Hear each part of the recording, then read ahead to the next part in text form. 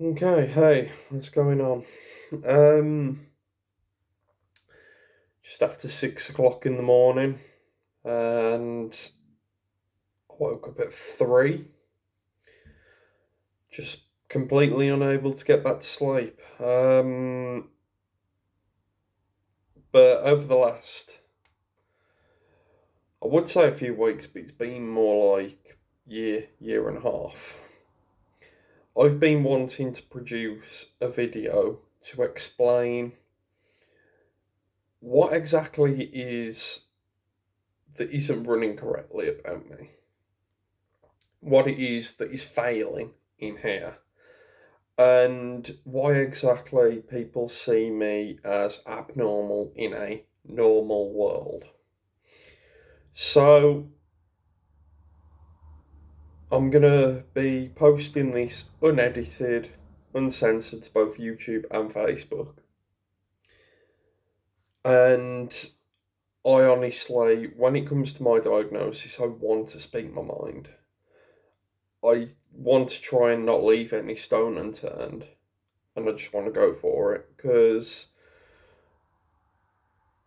I want to prove to people that, not that I've got to prove anything, but to try and help myself excel forward. I want to prove to people that just because I have a certain diagnosis does not mean in any way, shape, or form that I'm not like the next person out there. Okay, so got me coffee, got me vape, ready to go. So, a year and a half ago, I was diagnosed with complex post traumatic stress disorder after nothing but absolute failures in life. I mean, I'm talking sexual assault and being assaulted by my stepfather as a child, who at the moment, currently, I've got to go to court and have an entire legal battle with him. Um,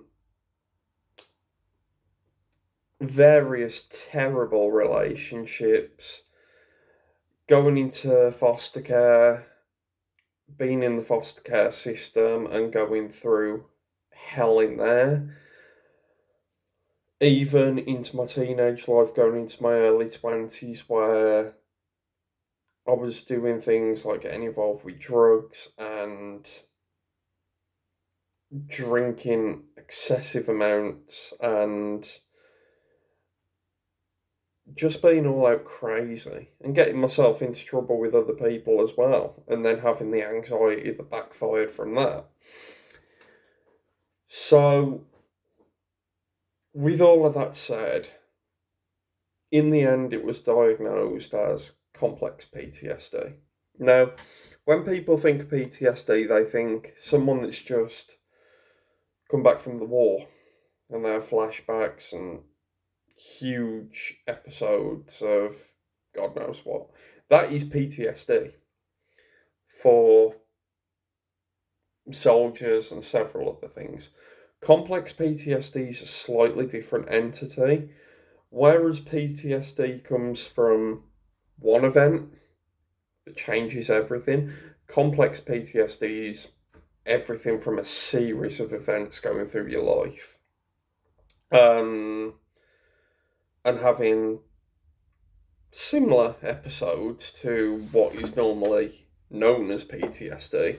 Mind you, I've never actually experienced flashbacks and stuff like that. Well, not that I can recall anyway. It depends really what flashbacks are for me to know. I've not really looked into that one that much as of yet.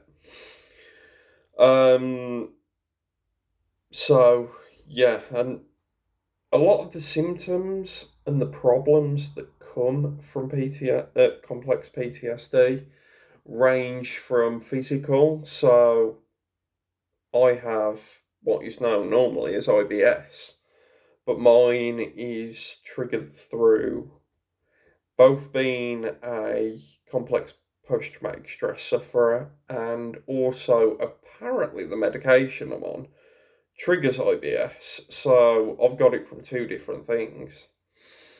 There's obviously the stuff like depression, anxiety, um, all the stuff that in the world of mental health, depression and anxiety are the two most common things. Um, and sometimes you can only just have them and that's it. But with me, it's all that and a hell of a lot much more. There's emotional numbing, which consists of you could be in the best relationship of your life. You could have someone that is your be all and end all, your knight in shining armor, if you will. And know in here that you love them, but fail to feel it the way normal people are supposed to in your gut, in your heart, and all of that. You just feel emotionally disconnected, and that just isn't in relationships, that is everywhere. I mean, from my experience with it, I've always been a very, I would say shy, but it's more socially awkward and very, very distant person. I mean, social distancing for me during coronavirus is nothing. I've been doing it all my life. So, it ain't a problem with me. But it is one of the problems that comes with complex PTSD. And then there's another one which I have had problems with noticeable for the last 3 to 4 years, and that is a little thing called dissociation. Or it can come as dissociation or DPDR, which stands for depersonalization, derealization disorder. And that is where you feel like your vision, your everyday life is almost like it's either bird's eye view or like you're watching yourself through a TV screen. Like there's a big, thick piece of glass dividing reality to your life. It's a very, very weird thing. I mean, when I first had it, when I first discovered it, it was bad. It was horrendous. But then over time, I've managed to get used to it and just it became the norm for me. And I've really stopped caring about it. Um, Up until the point as of recently where things have actually got a lot more worse, where I tend to look at it more. But also there is notes of disassociation that I'm not entirely sure I've had, but if it's a disconnection in memory, then that's why. Which is, with some form of disassociation, you could have done things in your life and literally not record it. Not record, sorry, recollect it. Or recall, which is what I was trying to say. Because it's in a part of your brain that is isolated from your everyday remembering. And it's still there, you just can't get to it. It's locked away in a vault where you can't physically recall it until someone goes, "Oh, do you remember this?" And it's like, whoa. So that's another one. And then there is, what was the other one? Short term memory loss, which is, for me, probably the most annoying factor to all of it. Because I've always been very good memory wise. I've always managed to remember anything I need to. And to a degree, I still do. But with some forms of short term memory loss, I find myself trying to remember everything I did in the day just to make sure I wasn't losing my mind. Not only that, when I first started to notice it, I was convinced I had Alzheimer's or dementia. My nan, who I've just looked up at because she's pictured on my wall, she died from Alzheimer's dementia, and that broke me because I was there with my partner when she took a final breath.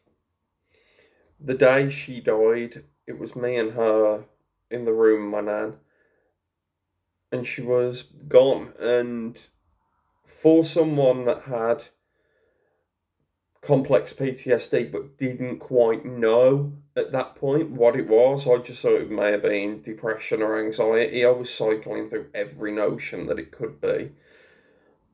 I really took that hard, and I still sort of get very angry that I was even there to witness it. And I can't understand quite why. It was the one thing in the entire spectrum of complex PTSD that really finished me off. It was the thing that imploded everything. My nan dying 18 months ago was the start of everything. That was when everything really, really went bad. So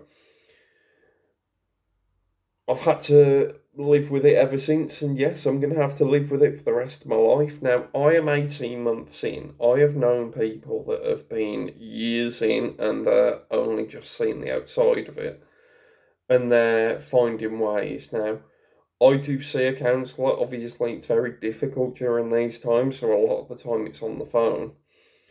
And that really does suck, because you can't talk your problems on the phone. So, the reason I've done this video, it's going to get a bit more intense for me now, because a lot of people have said to me, and still do to this day, well, why can't you be more caring? Why can't you be more loving? Why can't you be more human, if you will? And the simple answer is because given the condition I have, I can't physically feel it. It's not like I can just suddenly turn it on and off. It's not a light switch. You can't turn it on and off whenever you want to. It's something in here that is gone, that used to be there, that is gone. Now, I don't know if I can get that back. I really do not know if I will ever recover. But I have had that question asked to me plenty of times. I have been asked why I'll suddenly get very angry, very defensive, and snap ultimately. And there's no answer for it other than the fact that I have mental health problems. This is the way it's going to be for me for I don't know how long. I don't know if it'll ever stop. It's and I want to take a referral back to God bless my nan. Like when you get I learned a lot about Alzheimer's through her having it. And even the parts where I obsessed I had it because of me, my short-term memory playing up so bad. And that is Alzheimer's dementia deteriorates as life goes on to the point that inevitably you pass away. Now, you might not necessarily pass away from dementia, but you can get all kinds of things like, for my nan, it was pneumonia. Pneumonia took her, and they called it dementia-induced pneumonia. That was her official death report. So where that I feel that links in, not as a memory problem, but just as what I've always learned over my period of time is, with complex PTSD, along the lines of any other mental condition, you can have very low periods of your life and very high. You never know. This is where it comes into dementia. You never know how long it will take. The timeline of it is a question mark. You don't know. The only really real way you can do it is by doing it yourself, is by helping yourself and getting the counselling and taking your medications. Now, I'm on 10 milligram of escitalopram, and that isn't working for me anymore because in the whole range of SSRIs, escitalopram is the middle of what would be, I think, about... So 10 milligram of escitalopram roughly accumulates to about 100 milligram of sertraline, or I think about 150 to 200 milligram of citalopram. I think. Don't quote me on that. I don't quite know. But 20 milligram of escitalopram is the highest dose you are literally allowed, medically, by medical law allowed, because it is a very, very strong drug. Now, when I was on 20 milligram, the emotional numbing was a hell of a lot worse. I was picking fights with people. I was starting on people left, right, and centre because I didn't have that ability to really care for my safety or the safety of anyone else. I was just like, yeah, I'll do it. So I had to come off. I had to do it because it was ruining my life. So I thought meet in the middle, go to 15. But then I forgot to actually start taking 15. And I was getting all these 10 to 5 milligrams of escitalopram, but only taking 10. So I was building up more escitalopram than I think even my local pharmacy had. And I was getting more and more each month because I was on an automatic repeat prescription. So more and more was coming, and I was just building a big stockpile. So yeah, mood-wise, it can be very bad. You can either be very good, high and bubbly, or you can be low and do not want to know anyone. Now, I try to help myself by, if I make new friends on social media, I try and engage with them. I try and talk to them. Now, with social media comes a hell of a lot of ego, I feel. You can be something more than what you are in real life on there. You can act out to be anything. You can try and act bigger than other people, meaning, I don't know. This is what I've learned along over a period amount of years using that platform. That is, you can think you're above someone else, when really you could be massively below them. But the way I see it, we are all one. Doesn't matter whether you're rich, poor, ill, healthy, gay, straight, or whatever race you are. We all go to the same place at the end of the day. We all go in the same coffin. Well, not literally the same coffin, but no different from the next person. To either being ash or underground. There's no difference. There's no two ways about it. You are one person. Why do people have to perceive themselves to be bigger than someone else when they're not? And I can say I've done it. I've been there, I've done it. And I had to learn from that. And I lost many friends in the process. I used to hang around with a group of people that just hung around in a car park with their cars, socialising. And I blew that because my anger got the best of me. Anger caused by problems in here. I used to have a very close friend of mine that for a while I lived with before I got this place. And I blew it with him as well because my personality was deteriorating. But back then I didn't know what it was. I just knew there was something there. Or that, hang on, no. This was 2016. I literally thought there was nothing wrong with me at that point. I was trying to apply for the army and everything. And if I seriously believe now, if I actually followed that up and went into the army, I probably wouldn't be here now. Because I think it would have... That's when everything at that point would have mentally started, and I'd probably lost the plot. I honestly believe that. So, as much as I wish I actually had a career like that, touch wood, I'm still here. So, I do believe that in some senses, mental health can actually save you from doing things, despite the fact it can be very scary, very dangerous in some circumstances where you just can't live with it anymore. And unfortunately, and God bless the souls of everyone that have taken their own life. I've come close to that as well. I have cut my arms more times than I think I've ever been to a doctor for a cold. Um, I've got more cuts on me from over the last year, touch wood. In the last 6 months, I haven't. Well, I think it's 6 months, it might be about 4. But in the last 4 to 6 months, I haven't. But I've got the scars for the rest of my life now where I have.